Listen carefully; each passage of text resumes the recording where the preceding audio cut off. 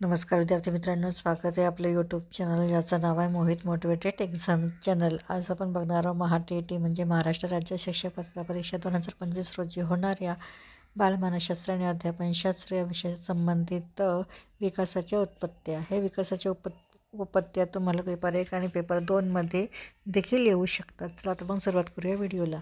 विकासाच्या उत्पत्त्या। आज आपण विकासाच्या उत्पत्त्या 3 बघणार आहोत।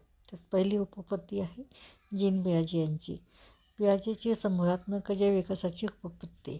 या उपपत्तीत पियाजेने सात्मीकरण आणि समावेशन या संकल्पना मांडल्या आहेत।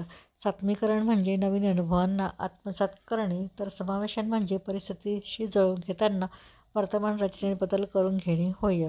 सात्मीकरण व समायोजनाच्या माध्यमातून व्यक्ती समायोजन साधते असे पियाजे म्हणतो। पियाजेने विकासाच्या 4 अवस्था मांडल्या आहेत। तर ह्या 4 अवस्था पुढीलप्रमाणे आहेत। पहिली अवस्था आहे, त्यानंतर कालावधी दिलेला आणि त्याची वैशिष्ट्ये सांगितलेली आहे। पहिली अवस्था आहे संवेदनात्मक अवस्था। कालावधी जन्म ते 2 वर्ष। वैशिष्ट्ये आहे अनुकरण, कार्यकारण, भाववस्तूचा संबोध, खेळणे, अवकाशज्ञान आणि भाषा विकास या अवस्थेमध्ये दिसून येतो। त्यानंतर आहे क्रियात्मक पूर्वावस्था। याचा कालावधी हा 2 ते 7 वर्ष असतो। या कालावधीमध्ये संबोध निर्मिती, अवबोध, प्रत्यक्ष ज्ञान, आत्मकेंद्रितता, अवधान केंद्रीकरण बालक करत असतो। त्यानंतर तिसरी अवस्था आहे मूर्त क्रियात्मक अवस्था। या अवस्थेचा कालावधी हा 7 ते 12 वर्ष समजला जातो। तर या कालावधीची वैशिष्ट्ये आहे वर्गीकरण, क्रमसंबंध, आकार, अमूर्त बाबींची ओळख आणि निष्कर्ष बालक काढतो। त्यानंतर चौथी बालकाची अवस्था आहे औपचारिक क्रियात्मक अवस्था। याचा कालावधी हा 12 ते 16 वर्ष गृहीत धरला जातो। तर या विकासाच्या अवस्थेची वैशिष्ट्ये आहे बालक मूर्त व तर्कशुद्ध विचार करतो, बालकाचे सामान्यीकरण होते, समस्या निराकरण करणे असं बालकाला मदत होते। तर ही होती जीन पियाजे संबोधात्मक जैव विकासाची उपपत्ती। त्यानंतर बघूया कोलबर्गची नैतिक विकासाची उपपत्ती। कोलबर्गने नैतिक विकासाची पुढील टप्पे सांगितले आहेत।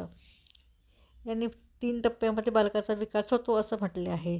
तर याचं तक्त्याद्वारे बघूया। पहिल्या तक्त्यामध्ये विकासाची अवस्था, दुसऱ्या तक्त्यामध्ये आहे कालावधी आणि तिसऱ्या तक्त्यामध्ये आहे विकासाच्या अवस्थेची वैशिष्ट्ये कोणती आहेत।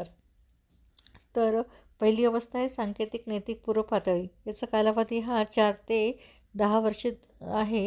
याची वैशिष्ट्ये सांगितली आहे शिक्षा व आज्ञापालन स्थिती, परस्पर सहकार्य व देवाणघेवाण। त्यानंतर दुसरं आहे पारंपरिक किंवा सांकेतिक पातळी। याचा कालावधी हा साधारणतः 10 ते 13 वर्ष मानला जातो। याची वैशिष्ट्ये आहे चांगला मुलगा स्थिती, सामाजिक सुव्यवस्था, अधिकारवादी। त्यानंतर तिसरी आणि शेवटची अवस्था आहे सांकेतिकोत्तर पातळी। याचा कालावधी 13 ते 16 वर्ष आहे।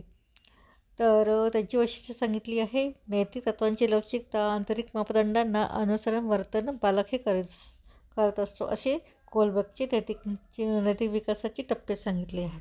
त्यानंतर आहे सिग्मंड फ्राईड त्यांची विकासाची मनोविश्लेषणात्मक उपपत्ती। फ्राईडने विकासाच्या उपपत्तीत पुढीलच मनोलैंगिक अवस्था सांगितल्या आहेत। त्याची 3 विकासाच्या अवस्थेचे त्याने 5 भाग सांगितले आहेत। तर त्याचा कालावधी बघूया आणि त्याची वैशिष्ट्ये पुढील तक्त्याद्वारे बघूया। विकासाची अवस्था पहिली आहे मुखावस्था। याचा कालावधी जन्म ते 1 वर्ष। वैशिष्ट्ये तोंडाद्वारे स्तनपानातून सुखानुभव, निष्क्रिय परावलंबन। गुदावस्थेचा कालावधी 1 ते 3 वर्ष। मूलमूत्र विसर्जनावर नियंत्रण, नकारात्मकता ही त्याची वैशिष्ट्ये आहे। तर लिंगभरती समस्या विकासाच्या अवस्थेमध्ये त्याचा कालावधी हा 3 ते 5 वर्ष आहे।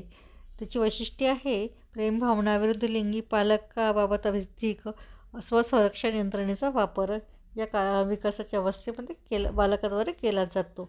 त्यानंतर चौथा आहे सुप्तावस्था। सुप्तावस्थेचा कालावधी हा 5 ते 12 वर्ष मानला जातो आणि ह्या विकासाची वैशिष्ट्ये आहे समलिंगी परकाशी तादात्म्य, परहमाचा विकास, वादळापूर्वीची शांतता म्हणून हा काळ देखील ओळखला जातो। तर 5वी आणि शेवटची अवस्था आहे जिनेंद्रियद्वारे अवस्था। याचा कालावधी हा 12 ते 14 वर्ष। याची वैशिष्ट्ये आहे लैंगिक परिपक्वता, भिन्नलिंगी आकर्षण या विकासामध्ये दिसून येतं। तर ही होती विकासाच्या उपपत्तीचे बाबतच्या अवस्था. व्हिडिओ आवडल्यास व्हिडिओला लाईक करा, कमेंट्स करा, जास्तीत जास्त व्हिडिओ शेअर करा आणि चॅनलला सबस्क्राईब करायला विसरू नका.